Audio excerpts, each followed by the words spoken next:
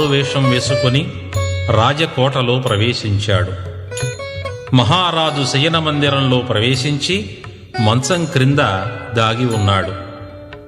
మహారాజు నిద్రించే ముందుగా రాజముద్రికను తీసి ప్రక్కన ఉంచినప్పుడు దానిని దొంగిలించి ఆ రాజముద్రికను చూపించి ఖజానాలోని ధన సంపదను దర్జాగా దొంగిలించి ఇతర దేశం వెళ్ళిపోవాలని విశ్రాంతుడి ఎత్తుగడ. ఆ ఘడియ కోసం ఎదురు చూస్తున్నాడు. భోజనాల అనంతరం మహారాజు మహారాణి ఇరువురు శయనమందిరంలోకి వచ్చారు. తాంబూలం సేవిస్తూ ముచ్చటించుకుంటున్నారు. ఆ మహారాజు గారికి ఒకే కుమార్తె ఉంది.